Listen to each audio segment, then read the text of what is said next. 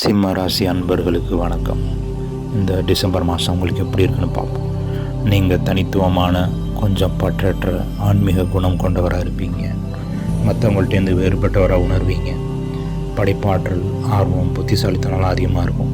ஆனால் உங்களுக்கு யாரோடையும் சேர்ந்து ஒத்து வராது. உங்களுக்கு தனிமை விரும்பியாக இருப்பீங்க. யாரோடையும் எதுலேயும் பற்று இல்லாமல் ஒதுங்கி போவீங்க. உடல்நல பிரச்சனைன்னு பார்க்குறப்போ இந்த மாதம் உங்களுக்கு ஸ்ட்ரெஸ் வர வாய்ப்பு இருக்குது. உங்களுக்கு சாதகமாக சூழ்நிலை மக்கள் நடக்கலைன்னா உடனடியாக நீங்கள் ஸ்ட்ரெஸ்ஸுக்கு போயிடுவீங்க. அதில் மட்டும் கொஞ்சம் கவனம் தேவை. அடிவயிறு சம்மந்தப்பட்ட பிரச்சனை அல்லது உங்கள் பிறப்பு உறுப்புகளில் பிரச்சனை ஏற்பட வாய்ப்பு இருக்குது. கவனமாக இருங்க. உங்களுக்கு திடீர்னு இந்த மாற்றங்கள் இருக்கும். இந்த மாதம் திடீர்னு நல்லது நடக்கிற மாதிரி நடக்கும். திடீர்னு உங்களுக்கு சாதகமாக இல்லாமல் போகும். 2 விதத்துலையும் உங்களுக்கு பார்க்கலாம். எதிர்பாராத செல்வம், கூட்டு நிதி விஷயங்களெல்லாம் நீங்கள் கையாளுற மாதிரி இருக்கும். உங்களோட நெட்வொர்க்கிங்லாம் ரொம்ப ஸ்ட்ராங் ஆகும். அதனால் உங்களுடைய விருப்பங்கள், ஆசையெல்லாம் நிறைவேறும். பெரிய வெற்றி அடைவீங்க.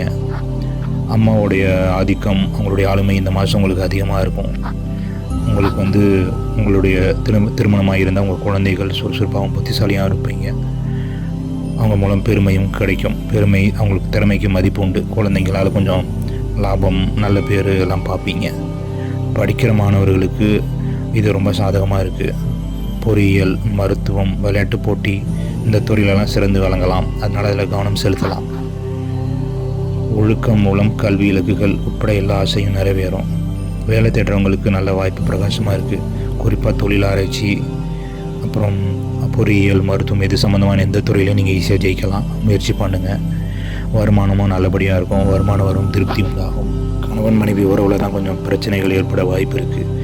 வேறு துணை, வேறு ஜாதி, வேறு மதமில் உள்ளவங்கள நீங்கள் விரும்புகிறதுக்கும் காதலிக்கிறதுக்கும் திருமணம் நடக்கவும் வாய்ப்பு இருக்குது. அது மூலமாக நிறைய சிக்கல்களை பார்க்குற விதி இருக்குது. அதனால் அந்த விஷயத்தில் கொஞ்சம் உஷாராக இருங்க. திருமண வாழ்விலையும் கொஞ்சம் அதிருப்தி, பற்றின்மை மாதிரி உணர்வுகள் ஏற்படலாம். ஈகோ மோதல்லாம் வர வாய்ப்பு இருக்குது. இதில் கவனம் தேவை. விட்டு கொடுத்து போகிறது, அட்ஜஸ்ட் பண்ணிட்டு போகிறது நல்லது. வெளிநாட்டு வர்த்தகம், மறைமுகமான விஷயங்கள், தொழில்நுட்பம் இது தொடர்பான வணிகம் அதிகமாக லாபம் தரும். கூட்டாளிகளோடும் கொஞ்சம் கவனமாக தேர்ந்தெடுங்க. ஆனால் அவங்க மூலமாக கண்டிப்பாக பெரிய லாபத்தை பார்ப்பீங்க. உங்களுடைய கணவன் அல்லது மனைவியின் குடும்பத்தாரோட வாக்குவாதம் வர்ற வாய்ப்பு தெரியுது. அதனால் முடிஞ்ச அளவுக்கு அமைதியாக இருக்கிறது நல்லது. வீண் வாக்குவாதங்கள், சண்டை இதெல்லாம் தவிர்த்துருங்க. அதான் நல்லது எல்லாத்துக்கும். நன்றி.